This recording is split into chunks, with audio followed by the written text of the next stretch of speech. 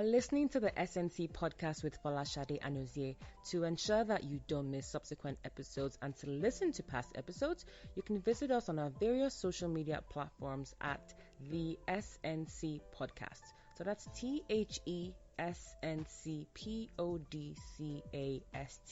And that name is universal across Twitter, Instagram, Facebook, SoundCloud, Mixcloud, and iTunes.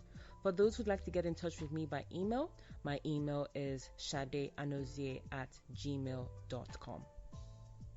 You are welcome to another episode of the SNC podcast. My name is Folashade Anozie. For those who are new to the podcast, welcome. Thank you for checking it out. And for those who have stuck with me since episode 1, I'm truly, truly thankful. Now for this episode, which is episode 7, for those who have been counting, I have with me multilingual singer-songwriter Amaha. Amaha is a breath of fresh air, and her music can be described as fresh, yet still effortlessly traditional and soulful. Over the course of the interview, we talk about quite a lot, from her creative process, her perspective on artists doing covers, her encounter with Timbaland, the present state of music sonically, and so much more. I hope you enjoy my interview with her. I have on the show with me today Nigerian-born, American-bred singer-songwriter Amaha. Amaha wrote her first song at the ripe age of 13, and she has not stopped writing ever since. To hone her craft even further, between 2015 and 2016, she took courses at the Berklee School of Music. Through the Consortium MMT program, she also received mentorship and tutelage from Dave Porter of Sam and Dave fame. Amaha's sound can be defined as soulful and sumptuous Afro-pop jazz dripping with vocalizations of lushness and sensitivity. At the 2016 ASCAP Expo, famed American producer Timbaland apparently echoed the same sentiment on the ability of Amaha's voice to transfix and inspire listeners.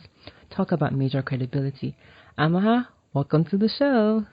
Thank you for having me. Yay. I'm excited to be here. I'm glad to have you. So how has your day been?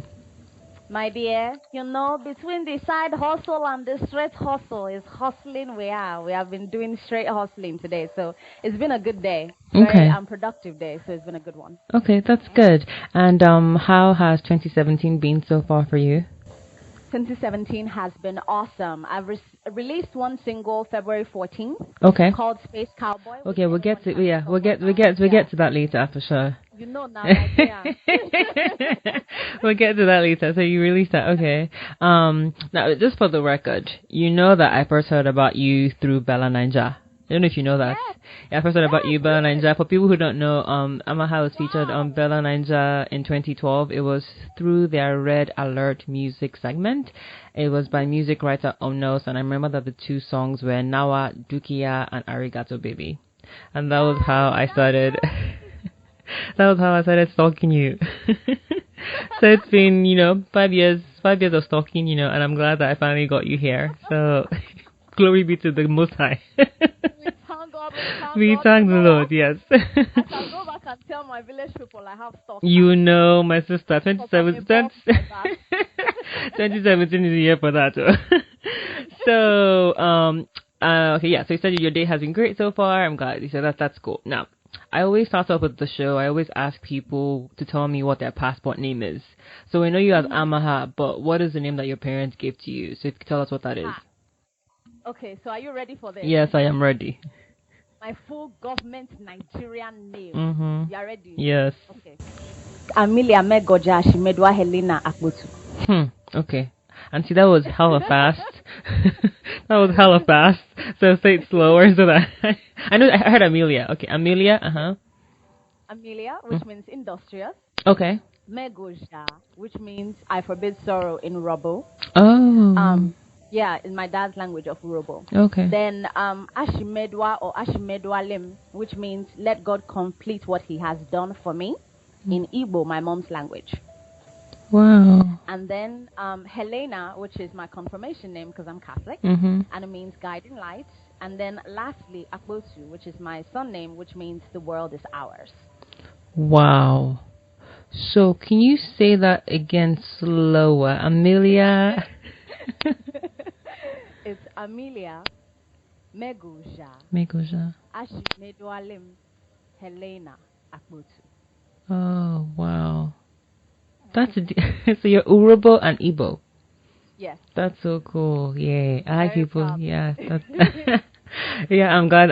You know, I always like when people are like, not that I'm against people who are like, you know, just one ethnicity, but I think just being someone like me who's like Yoruba and Igbo, my parents, one person is Yoruba, one person is Igbo, and you know, people always try and put you in a box. Do you get that at times? That people feel like you have to be Urobo or you have to be Igbo. You cannot be both. Do you get that? I don't see that as much whenever you have intertribal or intercultural or interethnic, depending on whatever term you want to use. I don't see that as much when you have a major ethnic group paired with a non-major ethnic group. I think you see that more when you have like intertribal with Hausa, Igbo, or Yoruba Igbo, or Yoruba Hausa. You kind of have them kind of jostling for position. Mm-hmm. I see that amongst the major groups, the non-major groups, I don't see that as much. Somebody that's Birom and marrying somebody that is Jukun, they really don't care. Yeah. They are both Birom and Jukun. Yeah. Same thing, I guess, with my dad and my mom, because my mom is not Eastern Igbo. My mom is Southwestern Igbo. Oh, okay. I don't even know what the difference is. I'm so embarrassed, but you know. Don't feel bad.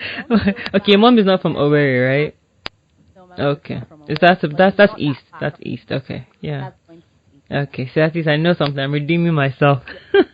I need to go and visit. You know. Yeah. You know, there has to be an applause, which I'm totally like somewhat missing somewhere here. Where is the applause for this? I don't know if you can hear my applause. Can you hear it? I can hear it. Where's the applause button? I have the applause. Don't worry, it's there. Don't worry. I will do it in the post-production. Yeah, okay. So, where are you based at the moment? I am actually based in Southeast Texas. Okay. I'm just an hour and away from Houston, Texas. An hour and a half away from Houston, Texas. In a little town called Orange, Texas. Orange, Texas. Okay, cool. I have a cousin in Austin, so that's cool. Can you tell us how you got started with music? So music for me wasn't necessarily something that I thought of as an actual profession. Music was just something I did so that I would not run crazy. It was the thing that was my free mental therapy, dealing with being back home and because I don't know if you can tell already, but I was the weird kid in school. So being the weird kid, music was my safe space. Music was my escape. And it was just something I did personally. And then when I moved to the States, that was how I kind of dealt with being in a totally different country and getting used to the differences between coming from Nigeria and being raised there up until my teenage years and then moving to the States. So it was something I did that was kind of like free therapy. But in addition to just being therapy, it was also one of the places that I felt like I shined or I did well. One of the things that I felt just came naturally. It wasn't something forced. It was something that just came to me. So it was a blessing to have that. And so when I was about 17 was when I started thinking of it as a viable profession, not just something I did. And then when I was 24, 25 was when I decided I was going to make it my profession. Oh, wow, that's cool. So it's safe to say that your original goal was not to be an artist. It was supposed to be some type of outlet for you. Yes. Okay. My original goal was to become a doctor, actually. Oh. I was going to be mending broken hearts. I was supposed to become a cardiothoracic surgeon. Look at that. Cardiothoracic. Let me know that background. Cardio what again? Thoracic surgeon. Oh, so that does that sound? Is that the heart? No. Yes. Okay. So basically, the thorax. Yeah. Okay. In the heart itself. So that was what I was doing. Oh, so you're not doing that because you're pursuing music full time, right? I'm pursuing music full time. I mean, part time right now, but it's gearing towards. You know how you turn your side hustle into your main hustle. Sure. That's what I'm doing. Trying to make it main hustle, but right now I'm working in logistics and supply. Oh wow! Can you imagine? Yeah. From doctor to logistics and supply. I mean, it's not. Is it safe to say that your parents were kind of disappointed? Nigerian parents being the way that they are. Oh no, your parents are totally. I got blessed in this one. My mom, yes, when I said, okay, I'm switching my major to music and theater, she was like, no, Yeah. But she's like, continue on with the computer engineering degree that you're getting. So I did, and then I worked in web development, and then I went back and got an MBA, and then shifted to global procurement and logistics. Wow. But she still has hope that I'll become a doctor, but she could see that music was the thing that I shined at. So she's always been a staunch supporter since I told her at 17 I was going for a contest, all the way through to now. She's been my cheerleader in the background. That's cool. Shout out to Mumsy. So I feel like it's always important for children to have supportive parents, especially when you are trying to pursue a career that you feel like society has restricted you or wants to prevent you from actually pursuing, because it's not it's not going to make you money now or whatever that is. So shout out to your Mumsy. Now, what was it like when you wrote your first song? Because like I mentioned in the introduction, you are a singer-songwriter. Can you tell us about, as you were trying to find yourself, moving to the States from Nigeria, what was that like when you wrote your first song? So most of my first songs, I told you it was therapy. So I don't even let anybody see it except family members, because most of that stuff was just dark. Like, I think if I was born and raised in the United States, I would have been one of those emo kids with like black hair and eyeliner. That was my entire teenage lifestyle. Like, all my music around then. The world is horrible. The plants are dying. Like, just horrible, depressing stuff. So I do not share that type of stuff. So that, like I said, was therapy. But then as I grew older, I started understanding the power of a song. So when I was 13 back home, there were more gospel stuff. When I was in my teenage years, like 15, 16, 17, there were dark, dreary, depressing songs up until I was maybe about 19. And then I started finding myself, and so they've gotten lighter as I've gotten happier as a person. So they've gotten lighter and they've gotten more, they've gained more depth in their power. And of course, Berkeley has helped me to channel that and make the songs even more powerful. Yeah, we'll get to Berkeley later on the show. Now, I know that you said that you started writing music because you were trying to find yourself. But I guess my question would be, before you even realized that you were writing songs to express yourself, at what moment did you say, I'm going to pick up a pen or a pencil and a paper to begin to write? Like, how did that just come to your mind? You know what I'm trying to say? Because you could have been singing. It could have been art, So what for you, what made you say, okay, today or whatever day that was, I'm going to pick up this pen and pencil and write? I was 13 when I wrote my first song, and honestly, it was to impress my dad. I was sitting in the back seat, and I can't remember which gospel artist was popular at the time, and Dad used to play that song over and over and over again. And I was very good at mimicry, so I would mimic the artist from the back seat. So one day he's driving the whole family to church, and then he hears me in the back, and he's like, kind of situation, oh my God, keep singing it type of situation. So when he did that, then all the songs I wrote after that, I didn't write that many. There were very few, but all the songs I wrote were gospel songs. So just simple, praise be God, God is amazing, God is beautiful. Your vocabulary at 13 sometimes very limited, yes.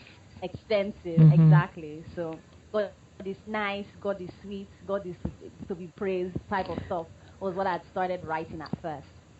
And then 16 came about. At that point, since I'd been reading dictionaries and everything, the vocabulary started getting more in depth. So I was using big fat words like lachrymose and subfusc and stuff like that.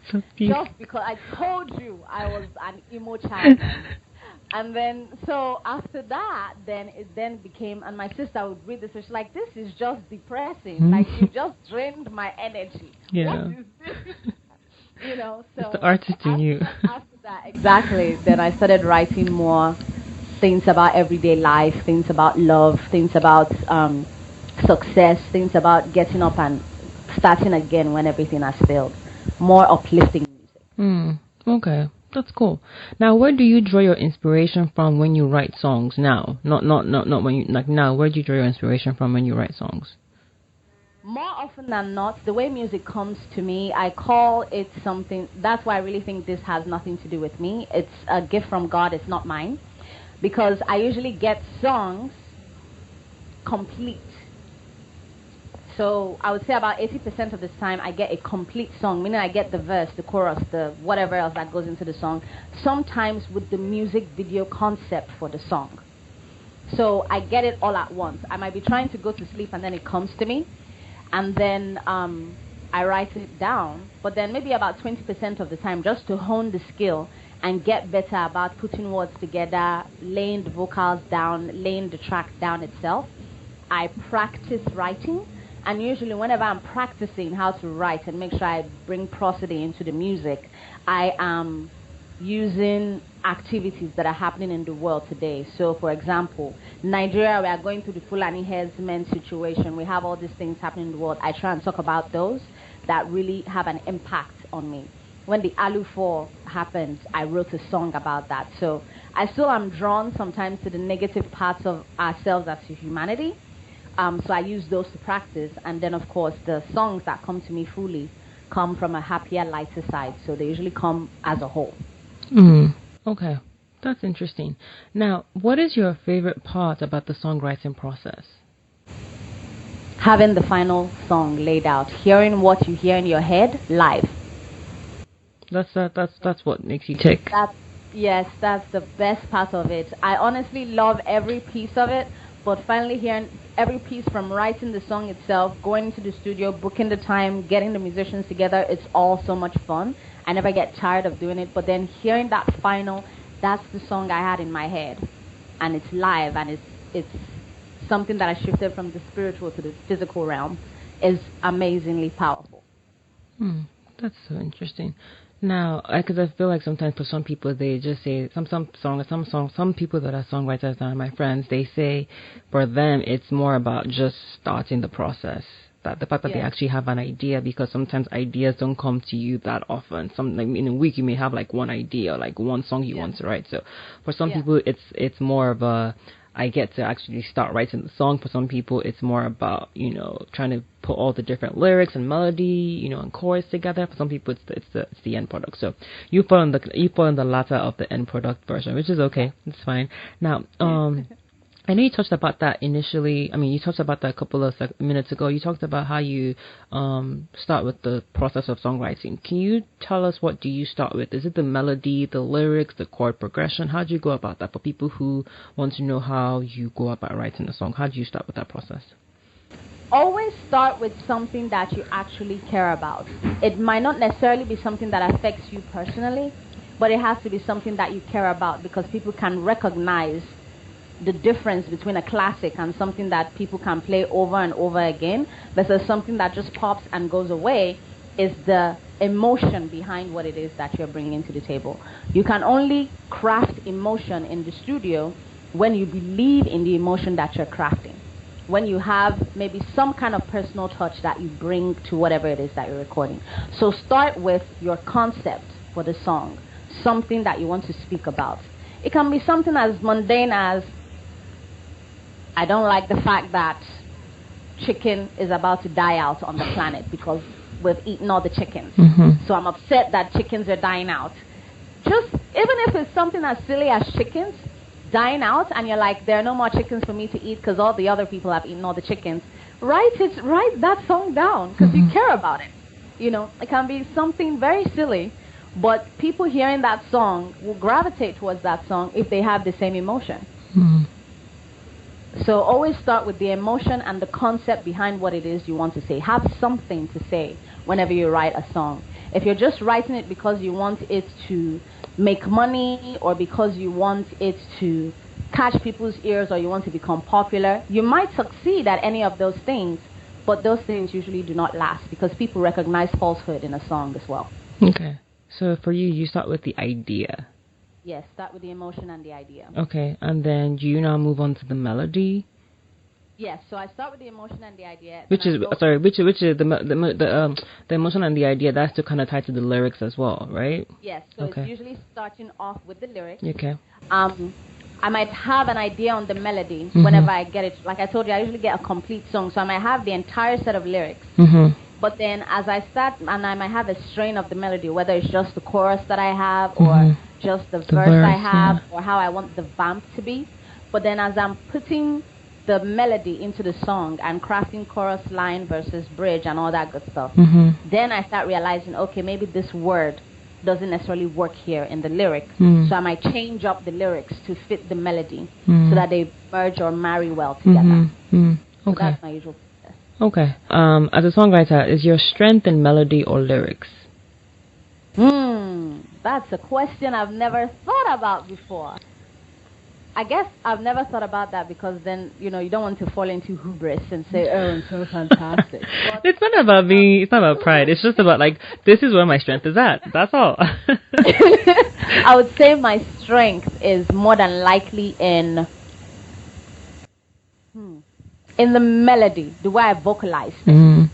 The way I put together a melody, I would say, is where my strength is. The lyrics are very good, too. But like I told you, I was a bit of a nerd, geek, weird person. So sometimes they can go over people's head. Unless you are a nerdy person, and there are not that many nerdy people, they might not get a turn of phrase or a particular word usage.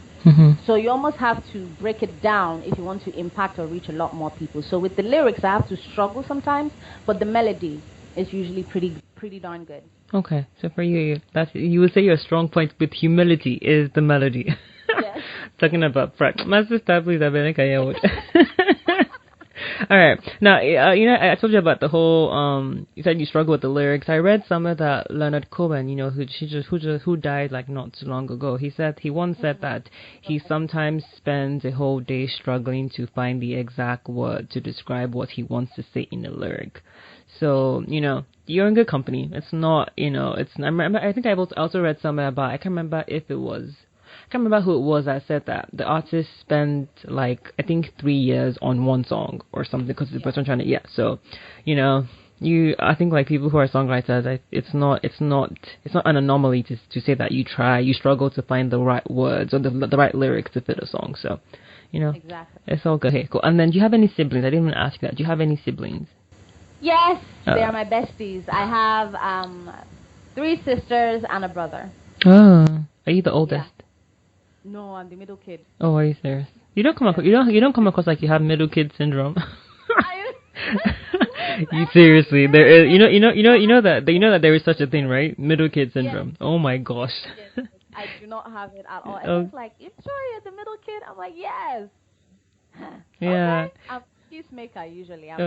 I understand the folks up top and I get along with the folks on the bottom. Yeah. So if anybody is having any kind of conflict, I'm the peacemaker type of person. Okay. Yeah, and the comedian. Yeah, the comedian. All right. Well, I think you come across as someone who's you don't come across as a first child. No offense. You just come across as someone who's just cool with their own self. That's good. Yes. I'm glad to hear it. Yeah. I just don't get that vibe from you I'm middle child, oh save me. It's not about me. Alright, now back to my questions.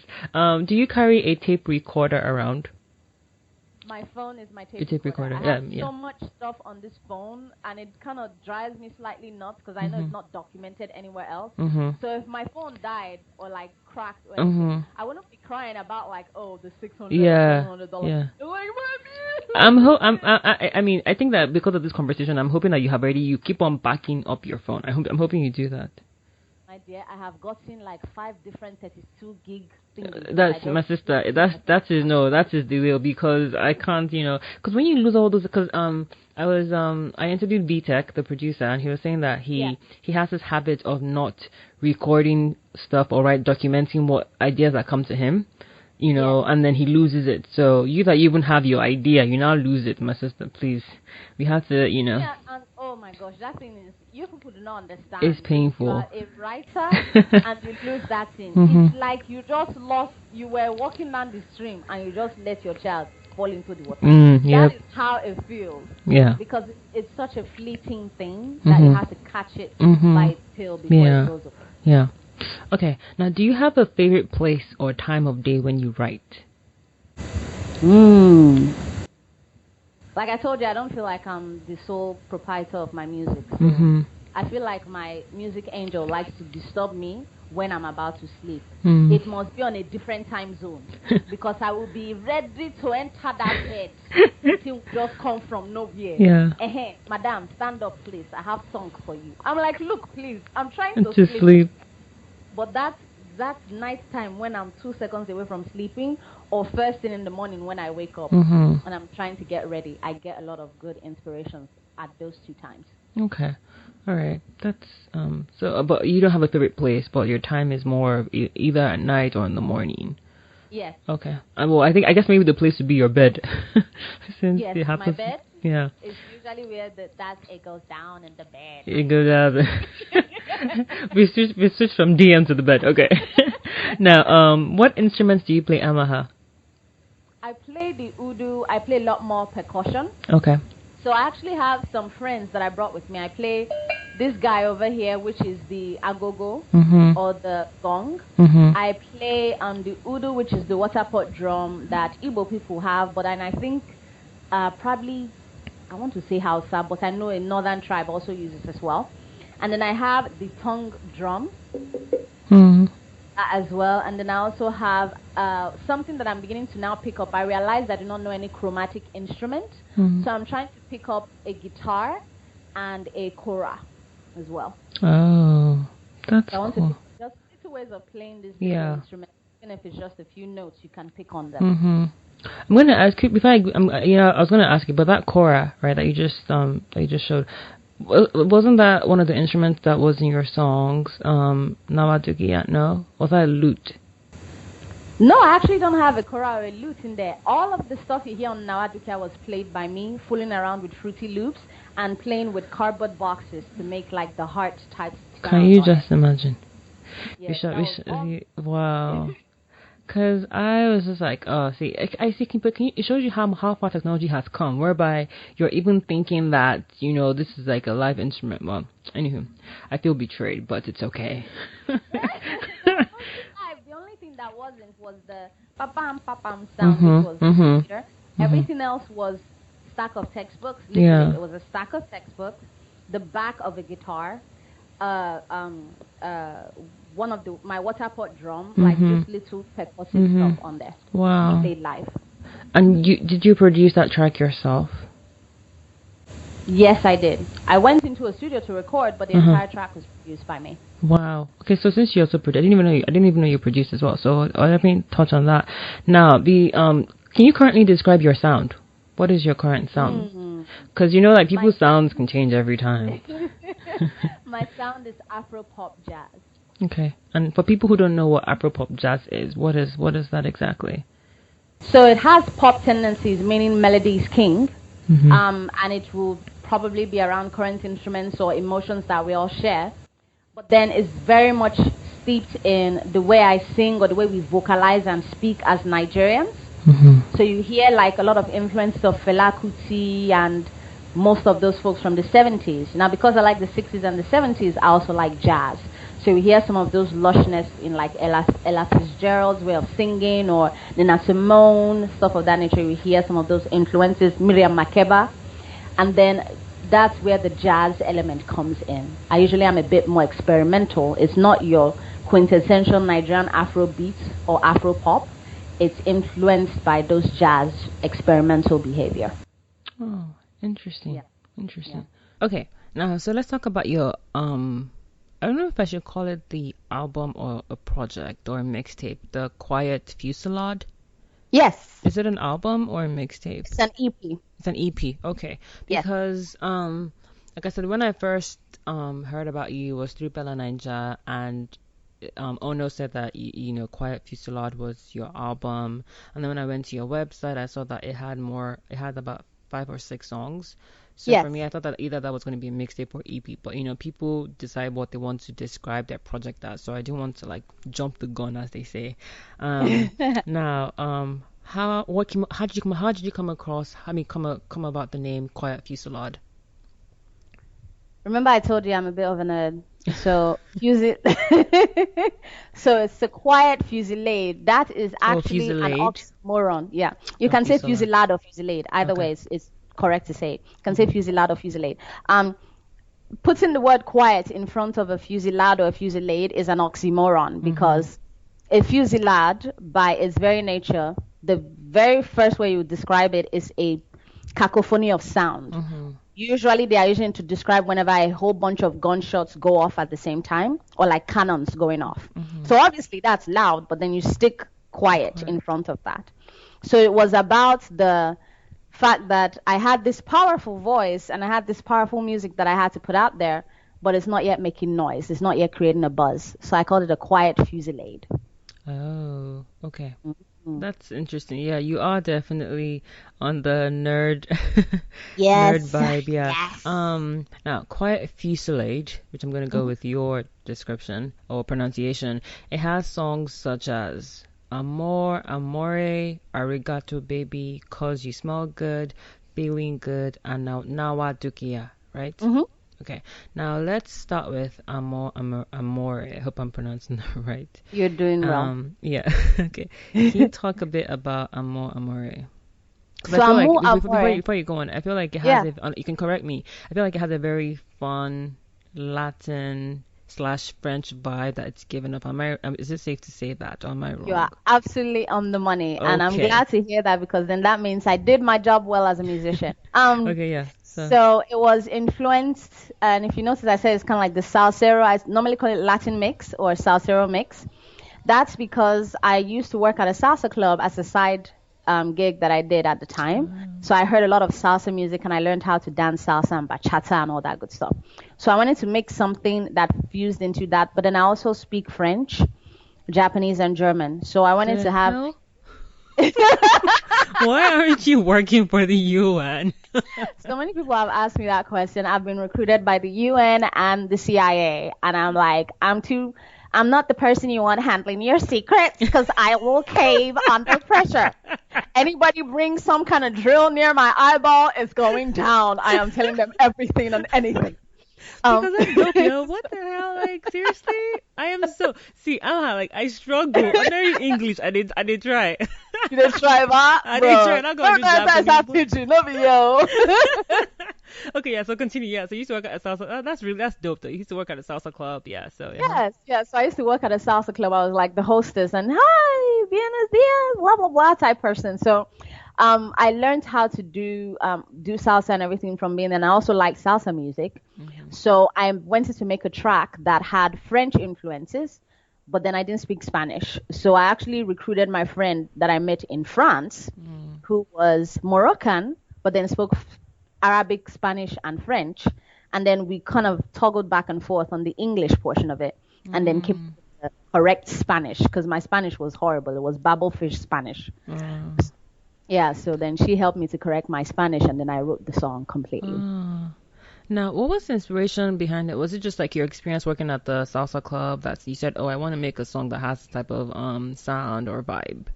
Yes, I wanted to make something that had that kind of sound or vibe. I actually had a previous version of that particular track. So I wrote it initially, but then with horrible Spanish. And then I wanted to do it again once I started working in the salsa club, and I wanted to make it now a true Spanish salsa remix. So that's the final remix that you hear on the EP. Oh, so, and who you produced that song?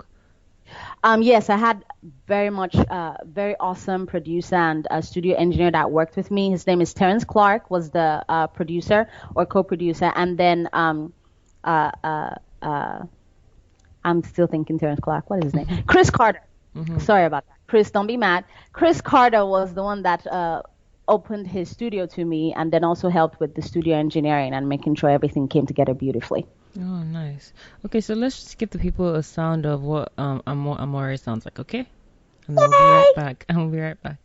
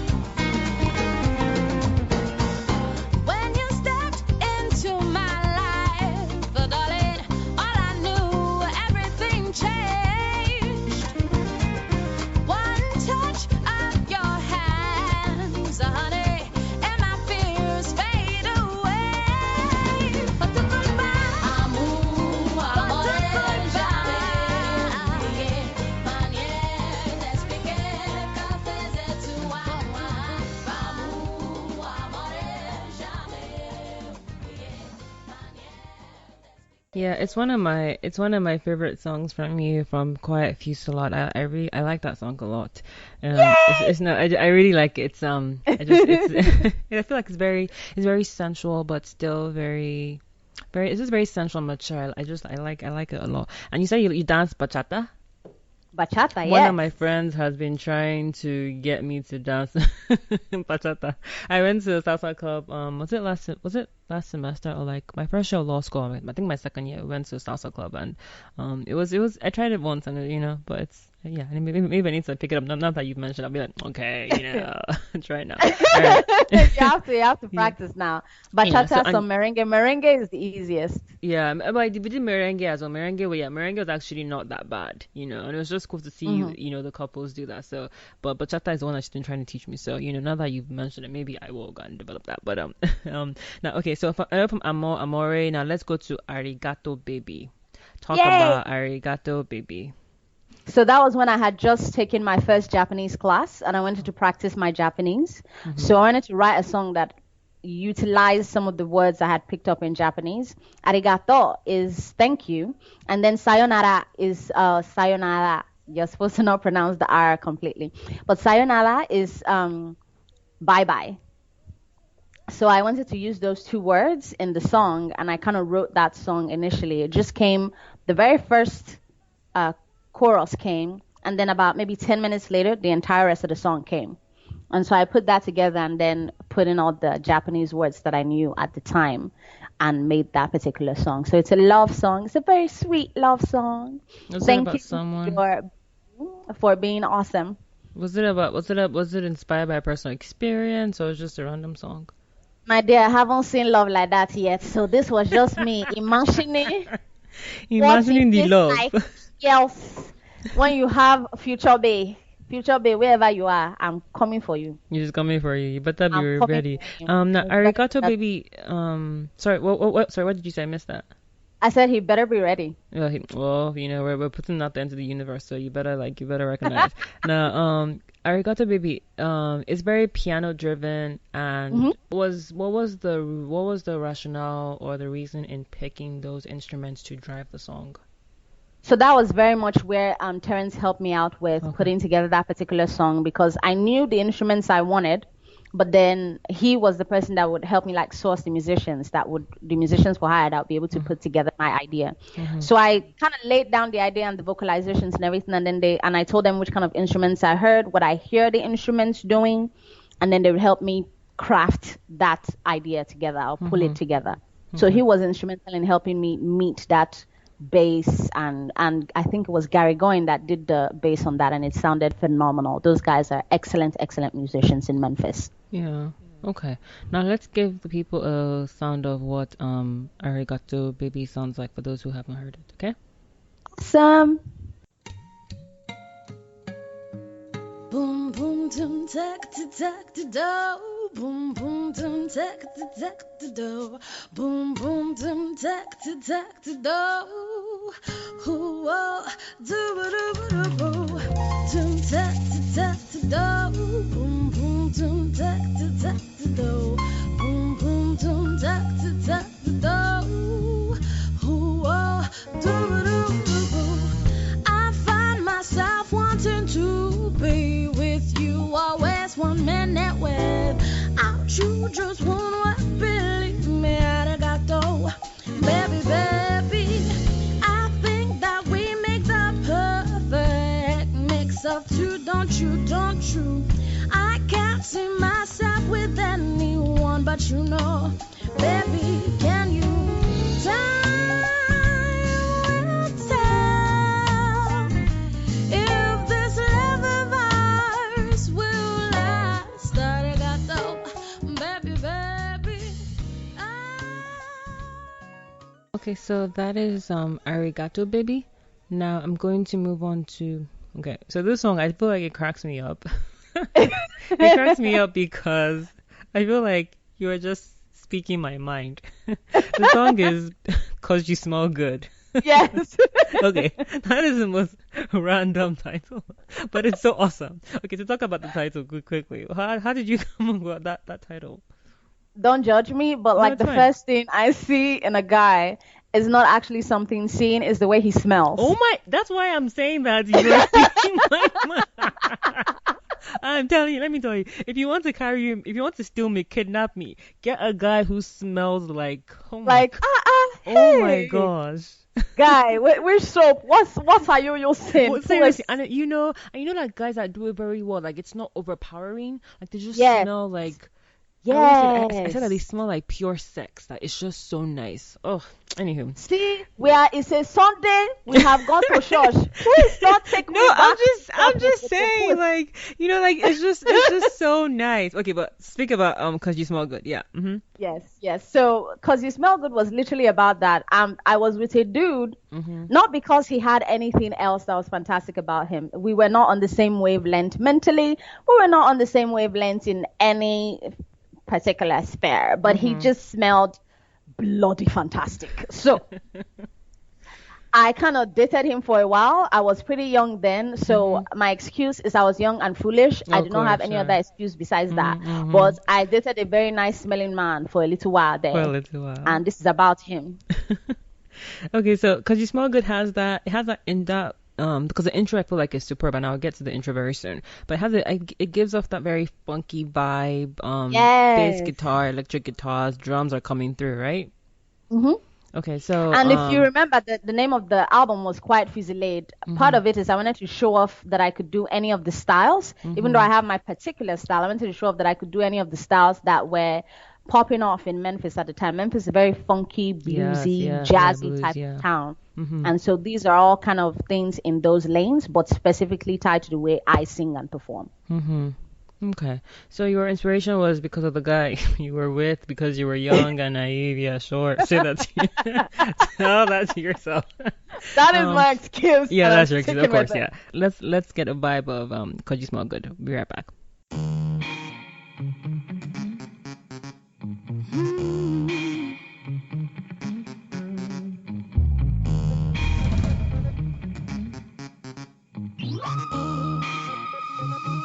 You think Captain James, and my ass is a big old thing.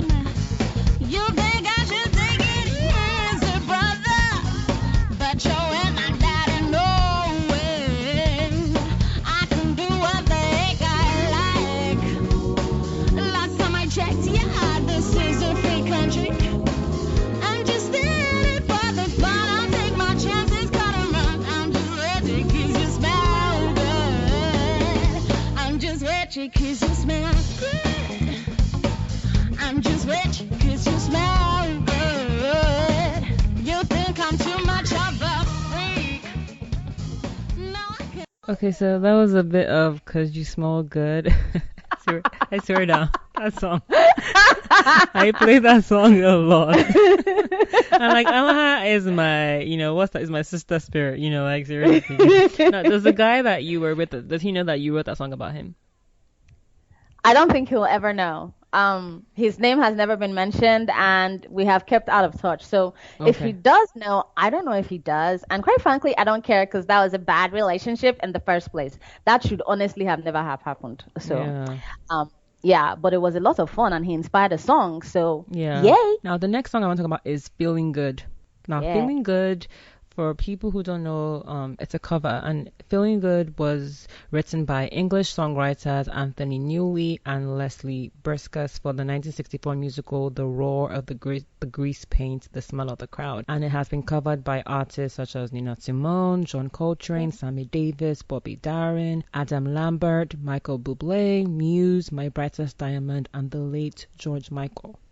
Now, I actually have listened to all those different covers, and I really like yours as well, because excuse me, I feel like the not the difference, I think the common theme between every cover that I've heard is that every artist made the song their own. They made it individual to them. So what inspired you to say, I'm going to pick a song from a 1964 musical and make it my own? And what was inspiration? So I guess with this one, I need to make a correction to what I said earlier. This was actually when I recorded when I was back home. When I recorded with Jeremiah Gyang. Oh, that's so cool. In Jeremiah Gyang Studios. Yeah. I recorded with him in Callan Audio Studio I'm a big I'm releasing your secrets. Jeremiah is a big fan of Ella Fitzgerald. And so we're there playing Ella Fitzgerald and some Fela Kuti and everything else. And I was like, I'm just going to sing this jazz standard. So we're goofing off in the studio when I recorded this track. This wasn't supposed to be on the EP. This was just me playing around.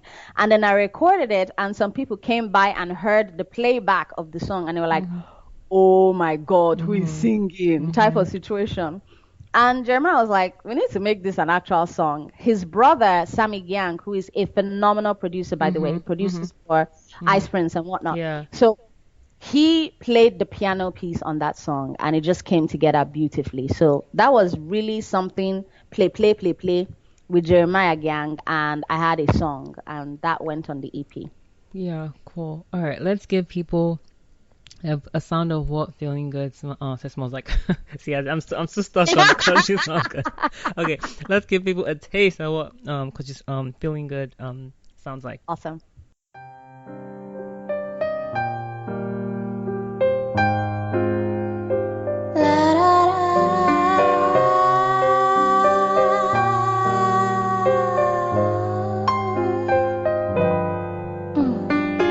Birds flying high, you know how I feel. Sun in the sky, you know how I feel. Breeze gone by, you know how I feel. It's a new dawn, it's a new day, it's a new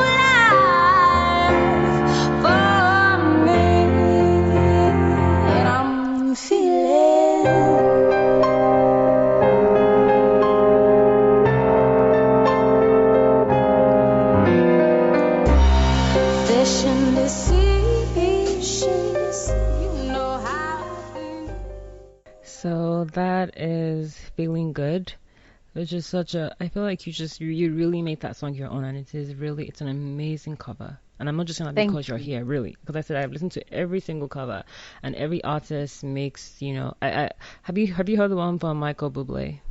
Yes, I've heard one. So I feel like his version, it needs to be in a Bond movie. It has that Bond movie vibe. I don't, Yeah. So he's publishing. People need to like get on that. Like he needs to like find a way to. Seriously, it's very Bondish. I love his delivery, but yours is also awesome as well, because it's just very. I feel like yours is very soulful and very emotional, and the way you deliver, it's very it's just fantastic.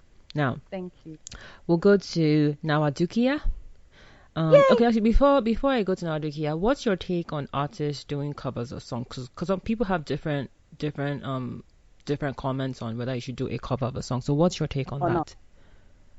For live performances, my strong head initially was like, I'm not doing anybody's song. I'm only doing my song. My song is the one that you need to be. No, my darling. If you want to make money with utilizing the gift that God has given you, you need to start by bringing people on with what it is that they're familiar with. Those songs are popular because people like them. A lot of people like them. A lot of people can recognize them. A lot of people can sing to them. So start off with that. Definitely perform your own material, but start off with that so you get your audience tied into you, and then slowly take them on that journey to where you then bring them into your own style of music. So look for an artist that you respect or you really like, make the performance of their track your own, but then start people off with something that they can recognize, because you are building a foundation, and then you get them to your own music. So I say cover music. Don't do exclusive covers unless you are a cover band, and that's all you guys do. But if you're an artist trying to start out, especially, give other artists, perform other artists' tracks and music, legally of course, and then slowly bring people into your own particular brand and style of music. Okay. Now let's go to Nawadukia. What was the inspiration behind that song? So Nawadukia was written around like 2009, I think 2009, 2010. That's when we were having the drama that was happening in Jos. And I guess that was the first time it got put into our collective conscious that there's a divide in the religious line, along religious lines in Nigeria. And I guess it was a rude awakening for me because I grew up in Benin and literally my neighbor was a Sele. This person was old religion, animism, and Ogun and Shango worship. This other person was Muslim. We were Catholics. And all the kids and everybody got along together, eat food everywhere. So it was very strange to then be an adult and see this thing happening where we are now fighting along religious lines when I grew up around people that they are in an inter-religious marriage type of situation. So it was about being an Igbo wife. I just kind of took it back to the Biafra situation, imagining being an Igbo wife to a Hausa man. And you guys, for whatever reason, the line's breaking up. I don't know why. Bond, the connection even though you have different ethnicities and different religions. How about now? Yeah. How about now? Yeah. Yes, better now. Yeah. So you're saying that you watch it from the perspective of an Igbo wife to a Hausa husband, right? Yeah, to a Hausa husband, exactly. So that's why I use the word Nawa Dukia, because that's actually rubbish Hausa. That's bad Hausa. The actual way to say it would be Dukiane, which is my wealth. Oh. So I say Nawa Dukia to kind of sound like a woman that's learning another language that might not necessarily know how to properly put the words together. That's why I use Nawa Dukia. Okay, and I feel like that because that was one of the songs that was on Bella Ninja, and I feel like that northern vibe and the northern sound just comes out so effortlessly. So let's let people get a sound of what Nawadukia sounds like.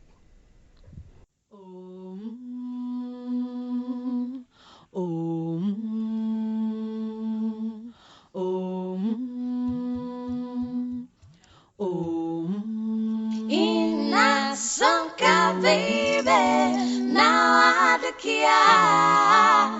Ina sonka baby, now I do kia.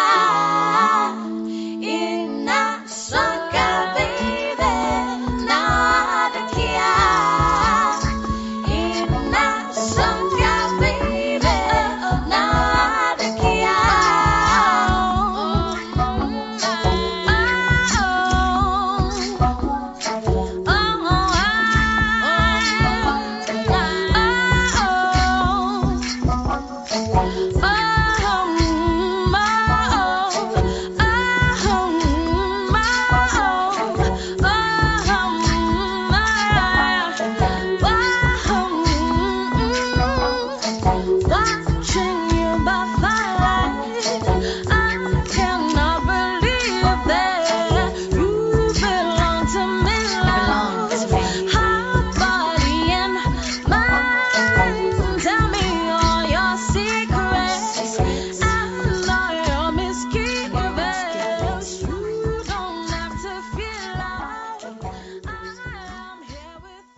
So that's just a brief snippet of what Nawadukia sounds like. You have lyrics in Nawadukia such as, tell me all your secrets, all your misgivings, this world is a mystery, this life is a journey, I've been blessed to know you, no worries my darling, we'll stand strong till the end. Yes. That's really, and how long did it take you to write the song? It came in like a 10-minute situation. It was literally the entire song. At the time, too, I had taken Lali 1100, which is basically whenever they have a foreign language class at my university. And the foreign language was Hausa. We had a Hausa Fulbright scholar come to the college to teach Hausa for Hausa 1 and Hausa 2. And that's how I picked up the Hausa that I used to write the song. Oh, where did you go for college?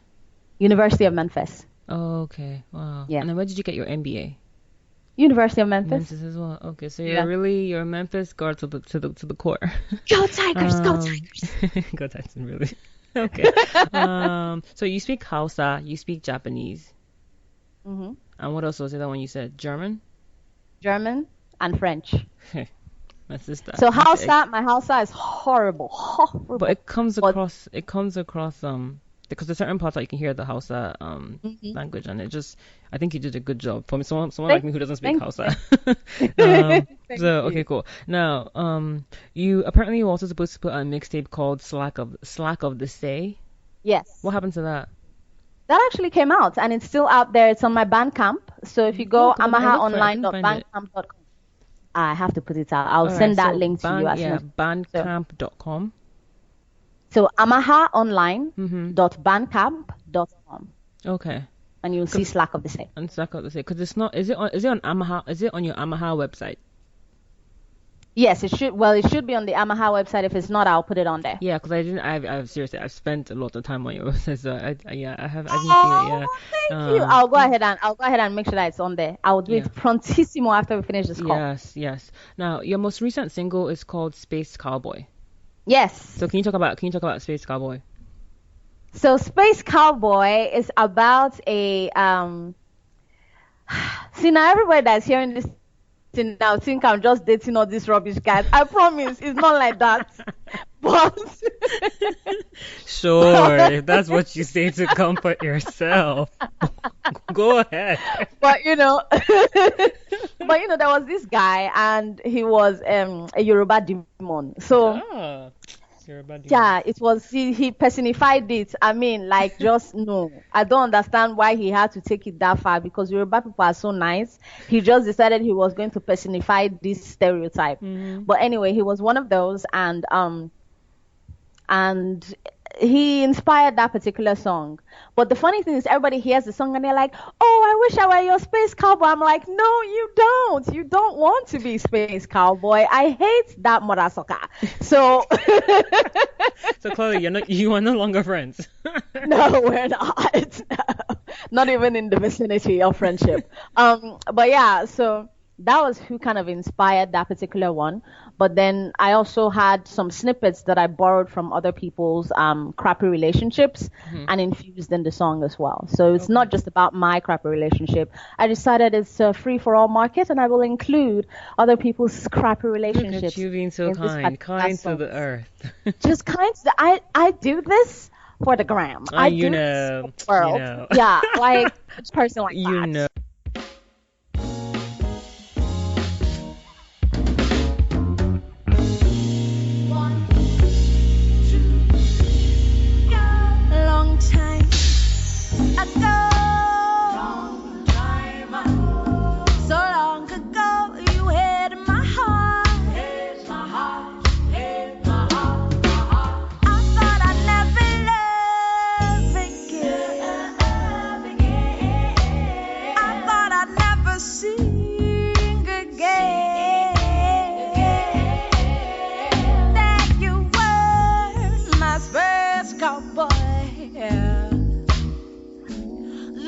Just as good and just as fly as the last time. I can't help myself falling in love again, with you.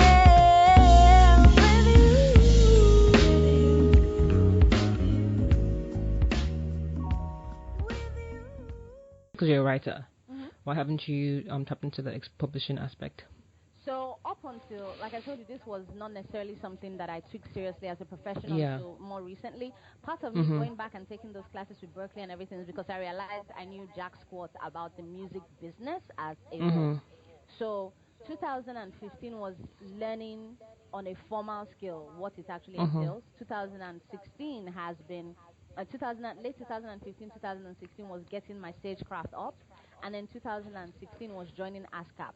So only recently I even knew about making sure I was part of a PRO or a publishing rights organization and stuff of that nature. So as we move into 2017, publishing and making sure that you're getting more money options for your music, what I'm going to be doing, because now I'm trying to transition to making it full time.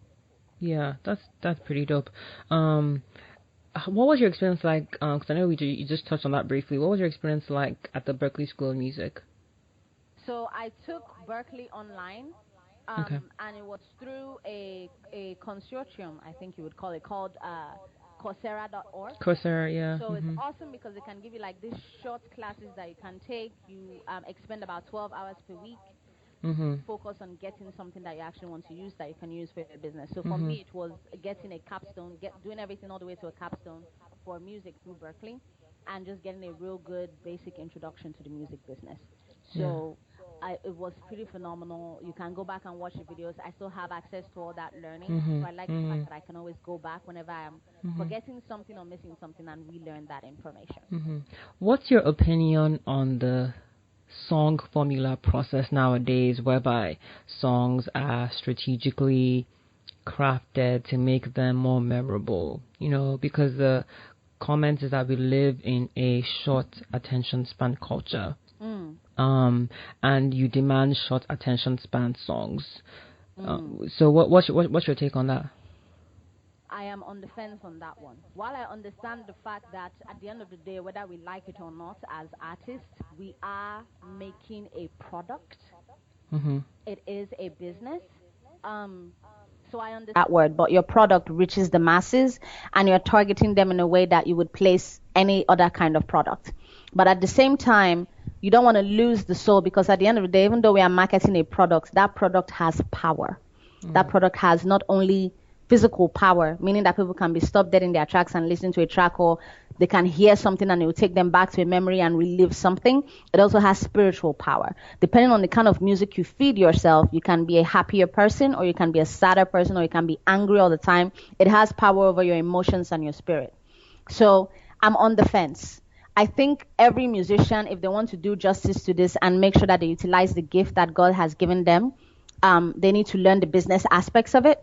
But at the same time, they need to learn that while they are learning the business thing, it's a gift from God. It's not theirs.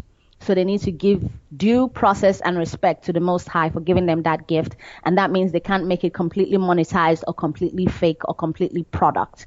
They have to remember that there's a physical aspect to making music. Okay. Because, we hear about the fact that you have to have a hook in the intro and a hook in the pre-verse. You have to have so all these different. But at the same time, I guess the alternative comment is, what about people who would say, but I want to make money, Amaha. So if I want to go down your route of saying I want to ensure that my music is giving life and giving soul and inspiring people, I'm not going to, because music like that doesn't really sell as much as music that is, even if it's not talking about ass or whatever, music that's just like, happy-go-lucky. What would you say to that? It depends on you, because honestly, I feel like there's space for any of us to fill the sky. I make food music. I make music that I refer to it as food music, because you sit down. It's soulful, sumptuous Afropop jazz, because you sit down and you digest the music that I make. I want to be able to make money from that. That doesn't necessarily mean that I might have a fan base of a Rihanna who is just making music that is memorable, but nobody's really tied to, nobody's really engaged to, nobody's really married to.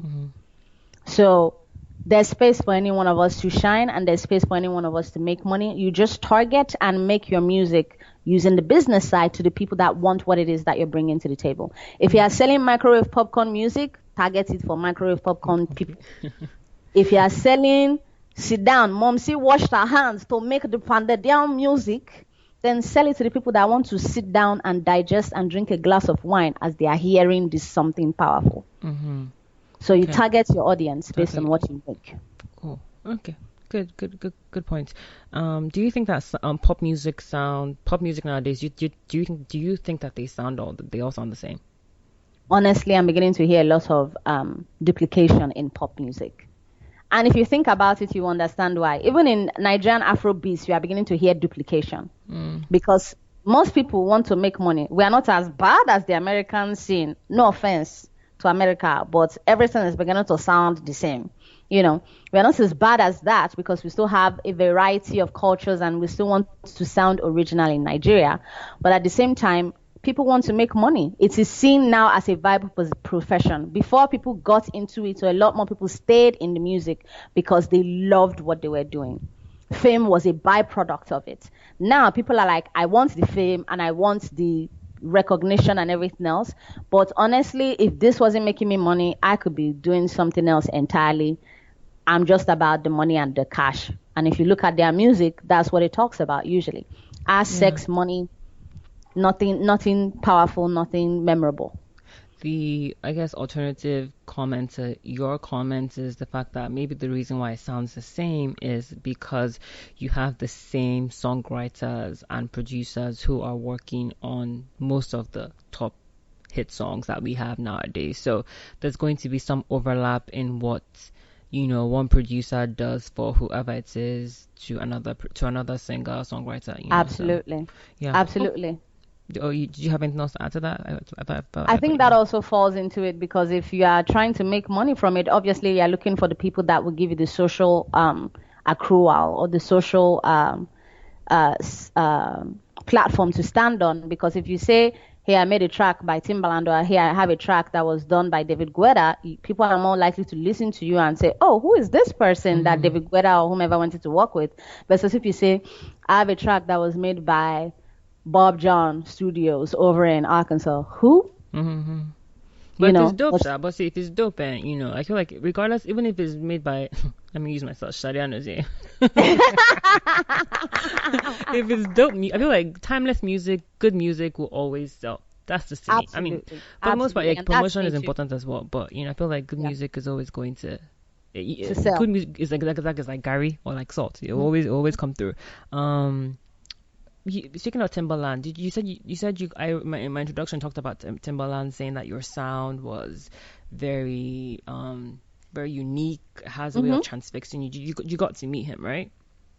I didn't get to meet him live and direct, so here's how it happened. Okay. Can I take a few minutes to talk about that whole situation? Yes. Okay. So basically I was at ASCAP. Like I told you, I was trying to get the more music side of things and understand. Since I joined this PRO, so I went for their expo.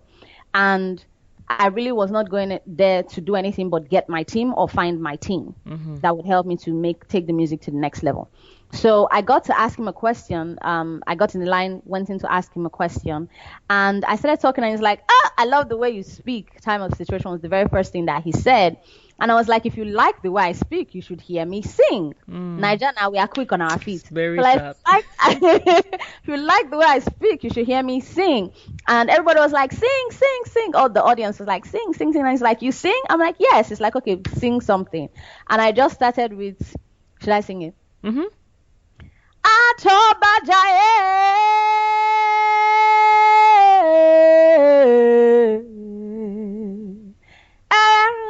Mosheba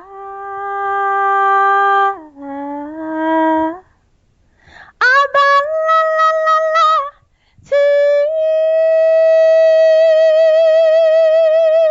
Bagbalo Eni Ti Fagbani Ni Dama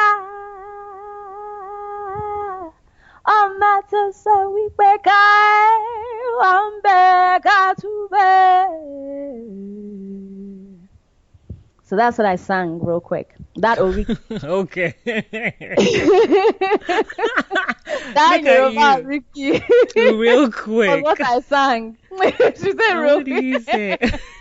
That Yoruba Ricky is what I'd sang. And the funny thing is that I sang that twice earlier that day when I met a girl from Jos and when I met a girl from South Africa. Because honestly, I was looking for the Africans at this ASCAP so that we can all link together and understand the music thing. Because sometimes you want people that understand what it is that you're doing from your side of the continent type of situation. So I sang it twice earlier that day. And then since that was the song that was in my head, so I just went ahead and sang that song. And he's like, you are going to be on my next album. Make sure my producers in the back get you. Yeah. So because he was working on what's the show with Cookie? Empire. Yeah. He was working on Empire, so he couldn't come physically there. So he told his producers to get me to the back, and then he got my contact information and all that good stuff. So that's how that happened. So are we going to hopefully hear you on a Timbaland track? The man is a busy man, but nice Nigerians people, we are hustlers. Yeah, my sister, we have to hustle that hustle. That thing that you said, you must do it. Amen. Yes. Dude, like even just you said that you did it real quick, like really. How did you like to form humility? That is so nice, yo. That's wow. I was like, oh my god. No, that's really wow.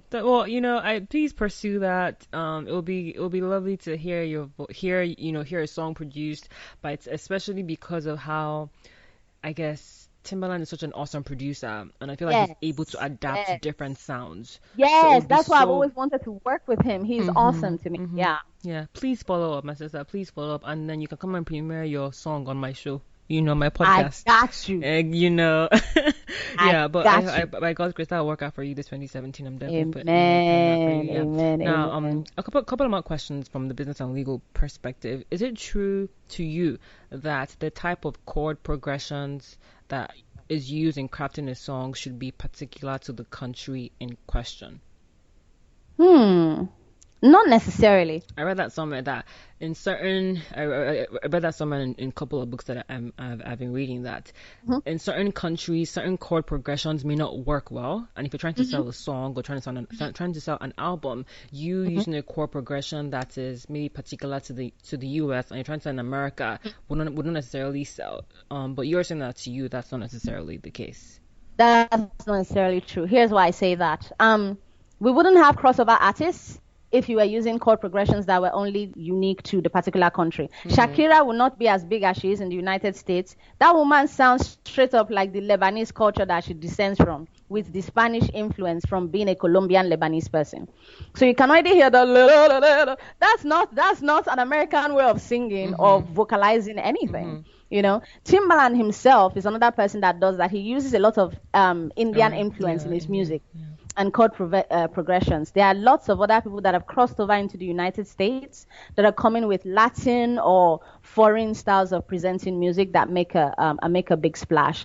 Akon has done the Indian thing before too in his music, and he also sings with a Senegalese tint to the way he sings, since he's obviously of Senegalese descent. So it doesn't necessarily fit it unless the country in question has a very strict way of the chord progression to the way they speak. India has very linked chord progressions with the way they also speak their language, especially in Hindi. There's already a very defined culture around the scales of their music, as well as around the language itself and how they follow those scales. Like, or when they start doing that, that is all their chord progressions and scales that they're playing around with. Same thing with Arabic countries and I don't know. Somebody that comes to my mind is what's this woman's name? Maluma would be another person that kind of sings. She's from Mauritania, that has a particular way that their language fits with the way they sing. So, that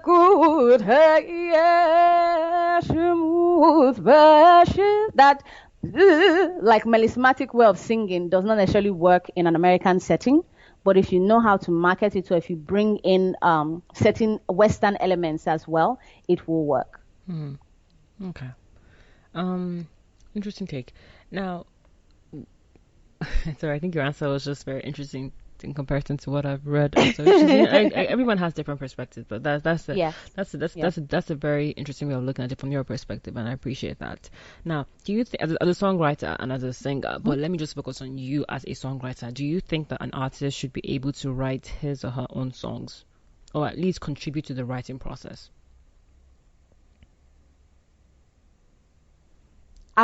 In a true artist, if you go around calling yourself an artist, you should be able to contribute to the writing of your own song, or at least put together the melody. Why did you say so? Whether you're, because it is an art form. If you do not know at least some element of the art form, then you are not an artist. You are just marketing a product at that point, is the way I look at it. Is there anything wrong with that? There's nothing wrong with that. But like I said, people have microwave popcorn music, and people have sit down, wash your hand, and cook the food music. So if you are doing microwave music, that's for you. That works fine. You are not necessarily in it to be an artist. You are in it to make music. There's a difference between I just make music versus I am an artist. If you are calling yourself, having the onus and the chutzpah and the cojones to call yourself an artist, okay? You better be involved in the writing of the music, or whether it's in the melody that you're putting together, whether it's in the instrumentation that you're putting together, whether it's in the actual lyrics that you're putting together. Some piece of the writing needs to be ascertainable that you are involved in. Okay. Yeah, there are always lots of schools of thought about that. There are schools of thought that echo what you're saying, and there are schools of thought that say that an artist does not need to write their own song.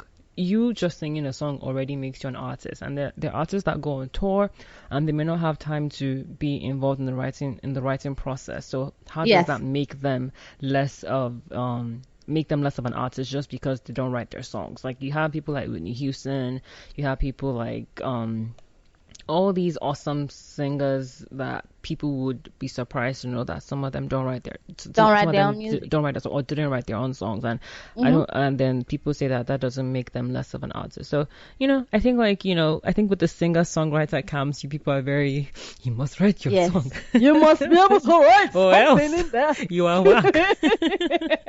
No, I don't necessarily think that they are whack. Like I said, there's space for everybody to bring their style to them, because there are some people that's, like you rightly said, Whitney Houston can vocalize the heck out of a song. Till today, everybody, even all of us that are singer-songwriters, talking about you must write something inside your song, we are still there, and I trying to sing that high note. You see what I'm saying? So write, but vocalize it in a way that if nobody told you that she was not involved in the writing process, you don't bloody care. Exactly. She has such power in her voice and in the way she sings something. So you must bring something to the process, because the vocalization and way of singing is also part of the process. Yeah. Okay. But if you are just there parroting, no offense, Britney Spears, but Britney Spears is like... I am a huge Britney fan. Hey, I've been a Britney fan since I was in secondary school. You just love her because you just like her. That's the only excuse I can give you, because... And so you just love her because you just like her as a person. That's the only thing I can give. I love Britney songs. Like, please. Serious? Yes. Oh, baby. What? That song is one of my favorites. What? Amaha, please, let's not fight. Let us not fight. Okay, let's leave. Oh my! Let's Hit me, baby, fighting one at more the time. market. We'll keep it away from here. Hit me, baby, one more time is the jam, my sister. Produced by Max Martin. My sister, no, it really though. I mean, like, okay, people keep saying she can't sing or whatever. Have you heard Every Time? Which one is Every Time? Every time I try to fly, I fall without my wings. I feel so. Check that song out. I'll check it out. Yeah, seriously, check it out. I'll give Britney Spears a chance just because of you. I will try and listen again. No, my sister, Britney is dope. Check out Every Time. Every Time is an amazing song. It's an amazing song. Now, final question on business and legal question. Let me just move on before you come and kill my love for kill my love for Britney. Is that what is your take on artists who are not songwriters taking a piece of the writing credit, whereby they say, if someone like Amaha writes me a song, just because I want to get a part of the royalties and be seen as a credible artist, they take a piece of the writing credit even though they had nothing to do with it. What is your take on that? If they're the ones that are vocalizing it, they're also involved in the writing process. Like I said, it's all part and parcel of bringing the final song to play. If you as a songwriter, more often than not, you're marketing it to an artist, because you might not necessarily be the one that wants to be out there as a performer, as a musician. Otherwise, you would sing it yourself and not have somebody else do it. Yeah. You see what I'm saying? So, especially because there are less and less avenues for artists to generate income in music, I see no reason why they can't have, even if it's not that large of a percentage. Now, if they are there saying, I must collect 50% when you didn't write the song, different story. But if a musician or an artist or performer says, let me at least get 10% of these royalties that are going to be back paid off of this song, that's par for the course. Their face and their voice and their vocalization and their person is the one that is presenting the song that you wrote. So they have a say in whatever it is that is coming off of, or in whatever royalties are generating off. I do not think that's a bad thing at all. I think it's just good business. And I think if they are going to be the face of your song, they should be getting some kind of that back for their work on it. But you have an issue when it comes to 50 comparison to 10. Yes, yeah, okay. It depends on the percentage that they are taking. They can't obviously claim a larger portion of the song, even if they're the ones that they have their face out there. So let's say you eventually join Sony as you get a publishing deal with Sony, and you write this awesome song, and no name. I'm not going to mention any names, but some successful artist says, I want your song and I'm willing to sing it, but I'm going to get 50%. You would not allow that to happen. Is that what you're saying? Yes, we will have to have a negotiating type of situation. 50 or nothing. That's the offer. Sorry, madam, you are not getting the song. And again, it's a huge artist, like someone like, let's just say Adele. Nope. You are stickler to your But isn't the whole point of getting your song your song out there? Because regardless, you're going to make money and you're going to get the. Okay, go ahead. So I guess for me, I guess I'm responding nope in the fact that I'm thinking to myself, if it's dope enough to attract Adele's eye, it should be dope enough to attract somebody else's eye. However, sometimes you have to let some stuff go. Exactly. So starting out, Sia is one of those people that does this quite a bit. She will let Rihanna get percentages on the song. She will let all these other ladies get percentages of the song. But she makes sure that the ones that she knows, because sometimes when you write a song, you're like, if this thing is marketed well, I know this thing will blow. This song has the power to make a big splash. So she keeps those types of songs for herself. So if I'm putting it out there and an Adele likes the song, more than likely, if I'm a good businesswoman, I'm putting out the songs that are not necessarily, or I have the ones that I know for my own self, especially if I'm a singer-songwriter, meaning I also perform, I'm going to keep those things for myself. And then the other stuff, okay, Adele can have this 50%. I know that Adele is going to bring me fame, and I know that because people now see Adele singing the song and she's winning awards of that song, I'm going to get other potential clients. So it's a matter of looking at it on the business side once again and saying, does this add to my longevity in generating other artists that want to come and work with me? And in that case, maybe that one song or those two songs can go and she can get 50% on them. But then every other song after that, now that you've increased your name and your status, you negotiate from a higher vantage point. Yeah. I see that perspective, but then there's the alternative perspective that even if you keep said songs for yourself, if you are not quote unquote marketable as an artist, even if you're a singer-songwriter, because there are singer-songwriters that are not really doing that well, why would you want to keep the song for yourself when you can, again, I get what you're saying. I'm just saying, I feel like that debate is always going to be there, so, not to belabor the point. I do get what you're saying. Now back to the creative process before I wrap it up with you, is what has been the greatest influence on your creativity?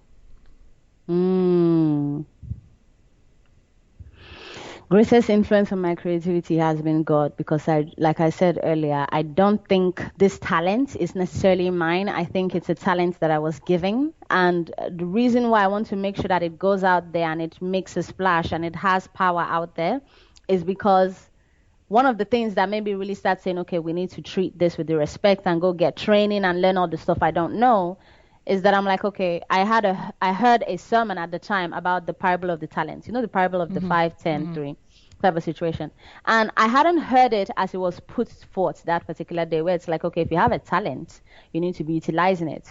And I felt like this was my biggest talent. I have other talents, but this was my biggest one. And I was like, okay, I am not putting in the work and the effort that this requires. So I need to make sure if I'm going to do the work, I need to do the work and hope that he opens the doors, because at the end of the day, it's his talent. So my job right now is to be a creative stenographer, document all the stuff that my musical angel gives me at 2 a.m. in the morning, take it and make fantastic music in the studio, put in the work, do all the hustle. Hopefully it translates into a full-time gig that pays me well enough to be able to have a good standard of living.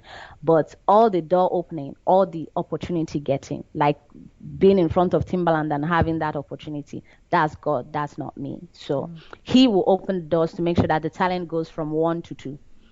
Okay. Cool. Now, before I move on quickly, you talked about being a producer. You produce your own songs. What software do you use?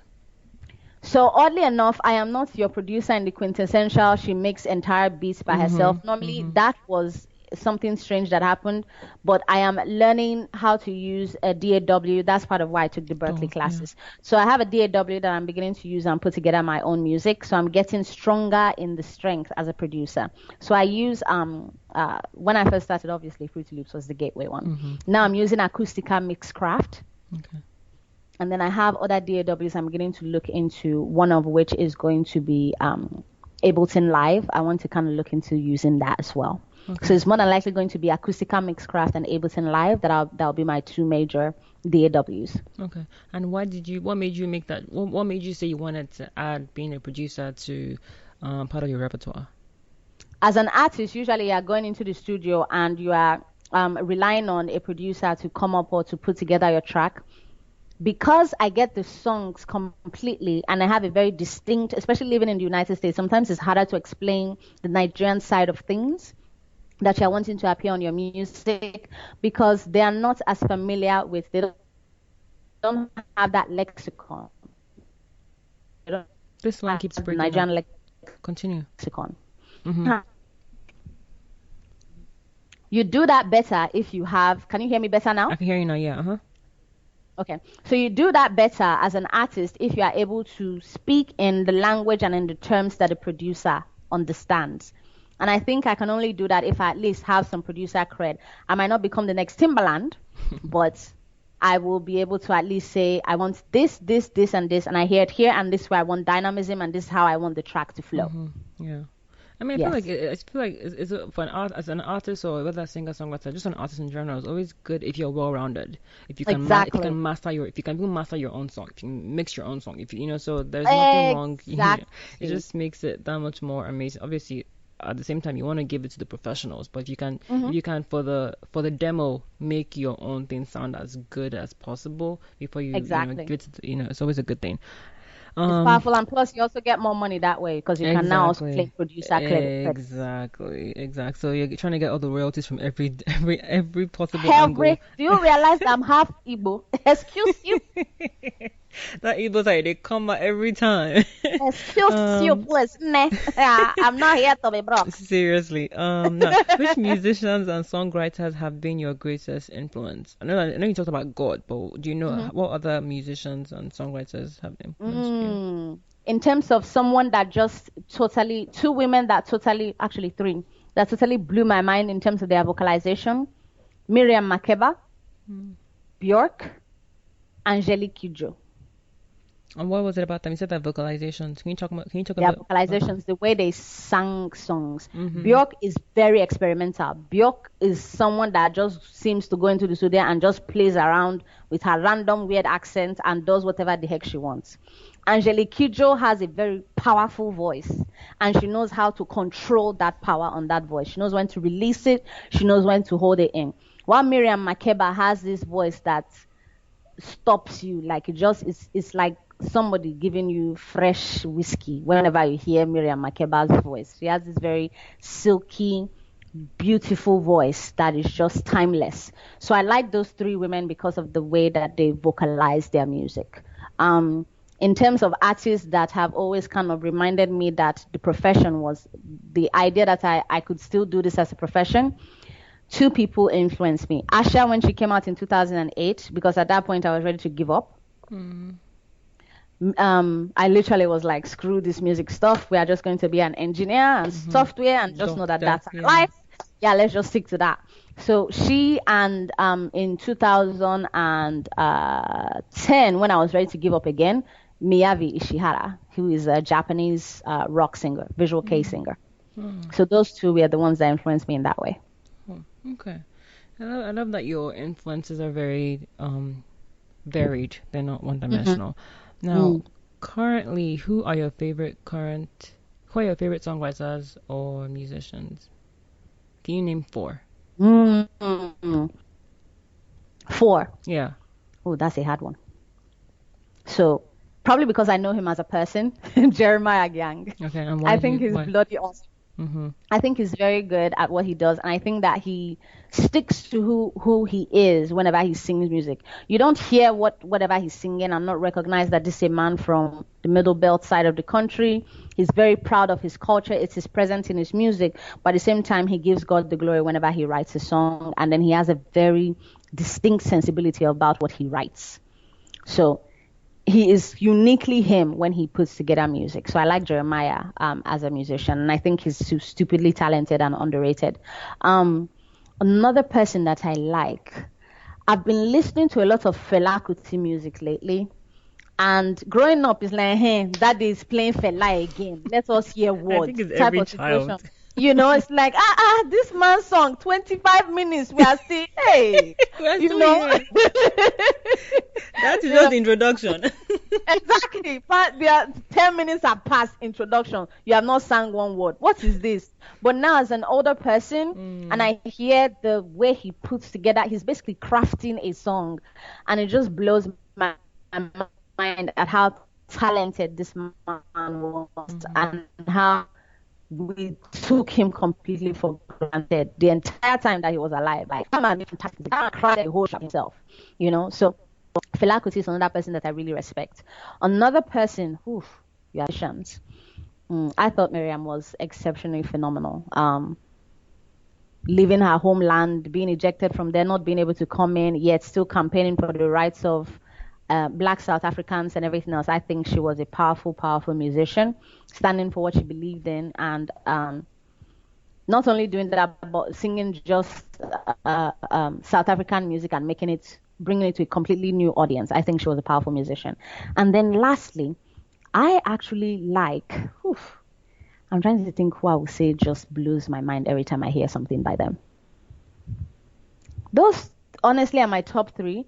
Miyavi, oddly enough, is one of those people that I just like watching his growth, because he was one of the new school type people where they build their entire fan base off of social media type stuff. Because at the time it was like MySpace and Facebook. Like he really used those platforms very well. For a Japanese singer that is singing completely in Japanese to come over to the United States and have that volume of people at his shows, I thought he really inspired me in terms of the more using social media to craft your fan base side of things. Okay. And then of course I also kind of like his music. That's cool. Cool. Yeah. Now, wrapping it up with the fun random questions. What is the most trouble that you have gotten into? Why are you bringing out my leg like this in public? Okay, so I'm trying to think of what that did not cause me a social fallout. But there was this one time I was in GSS 2, I think it was GSS 1 or GSS 2. Sorry, before you go on, where did you go for secondary school?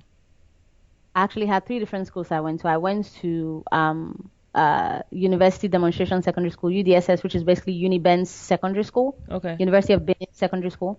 I went to Word of Faith, which was Bishop Benson Idahosa's university, and then I went to Army Day. Okay. For my final semester, SS2, SS3. Okay.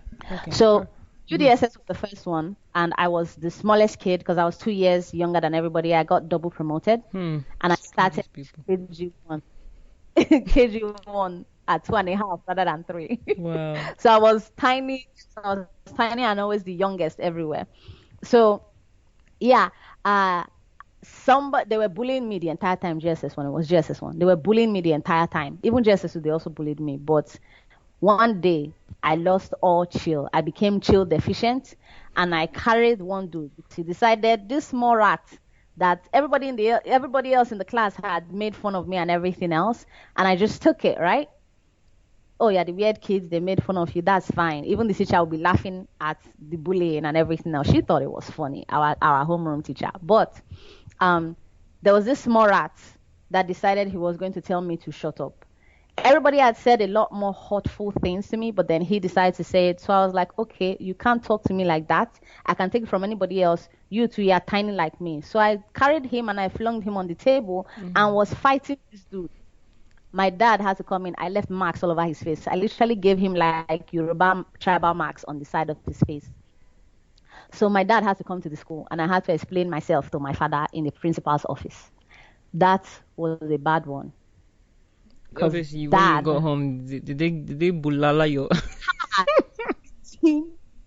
Legendary beating. The beating. Beating of life. Beating of life. That one, and then just before taking my common entrance examination, which you used to get into secondary school, there was a Latin soap opera at the time. I don't know if you remember No One But You. Yeah, that's soap opera. I've been looking for that soap opera on YouTube. I cannot find it. Rich Also Cry, Secrets of the Sand. Continue. Secrets of the Sand and Rich Also Cry. See, we are kindred. We are kindred. So anyway, yeah. So like, No One But You was my jam at that point. So my parents like, have you studied for your common entrance? Amelia is in front of No One But You, looking at Raquel and Maximilian. So my father said, you will not. My mother had told me once, told me twice. My mom's younger sister came and said, Amelia, go and read, go and read. I didn't. My mother said, okay, I will wait for your father to come back. It would be better if our mother beat us than for daddy to beat you. Mm. So my silly behind still snuck back out to go and watch No One No But one You. but you. My dad came back. See flogging, legendary beat.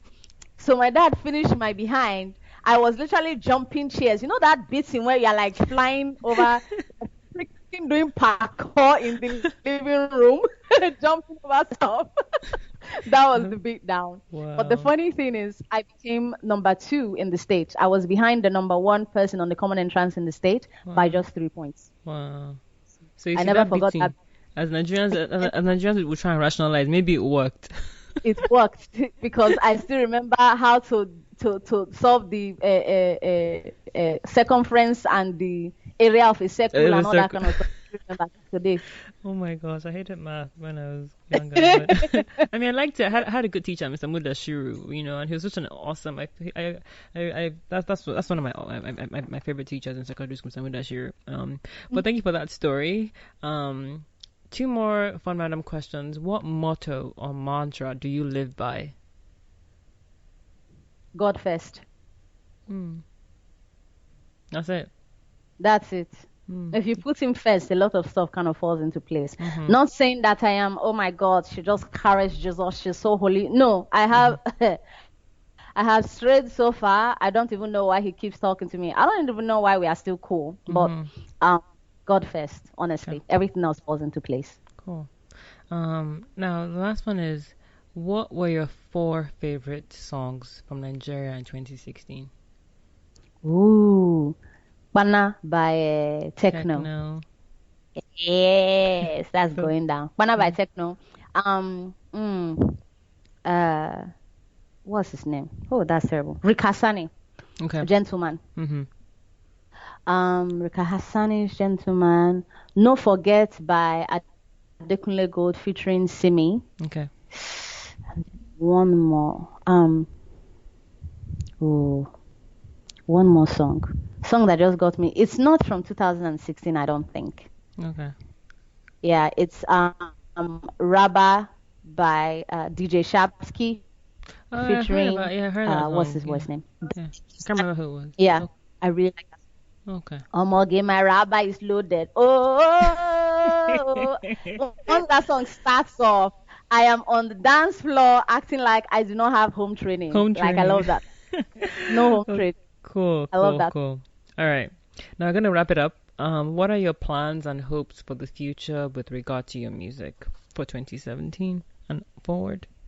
Onward, rather. To make it a full-time gig that pays enough to have a good standard of living and to be able to pay all my bills and still have money left over to save. So to make music my full-time gig. Okay. It's my goal for 2017 going into 2018. Great. And I'm not necessarily looking to become the next Rihanna, but I'm definitely looking to find the people that like what it is I do and are willing to invest in what it is I do for a long period of time. Okay, great. And get the publishing and record deal as well by God's grace, for you, for sure. Amen. Yes. Amen. Now, As long as it's not a 360 deal. Sorry? Yeah, it's not. So long as it's a 360 deal. 360 deal. Yeah. So you're versed in 360 deals. Absolutely. Okay. All right. When you get to that road, let us know how it goes. I won't say more than that. Okay. Now, for people who want to keep up with you, because I feel like I could go on to that, but I don't want to make this podcast unnecessarily too long, because it's really great talking to you, and there's so much that we can talk about. But people, like I said, we live in a short attention span society now, whereby people are like, yeah. Okay. Now, so for people who want to keep up with what you're doing, can you share with them your social media info and your website information? Absolutely. Everything about Amaha is going to be either www.amahamusic.com or Amaha Online. So all social media handles, Facebook, Amaha Music, SoundCloud, Amaha Online. Look for Amaha Online or Amaha Music. You will find me.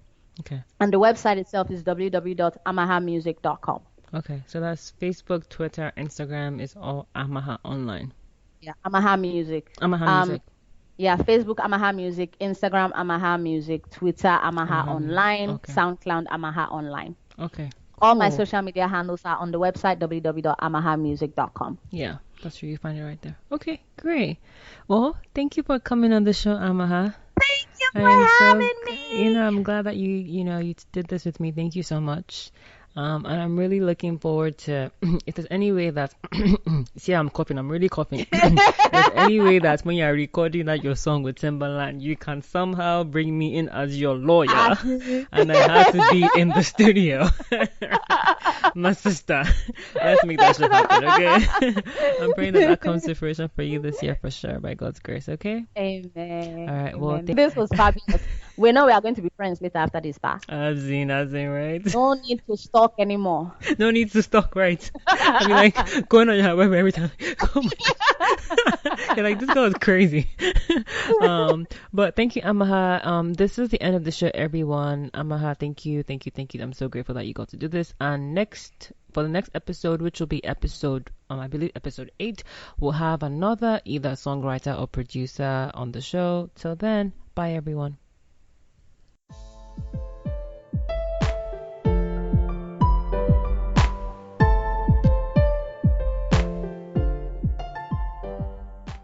The SNC podcast is produced by Sade Anozie and Tomiwa Fawumi.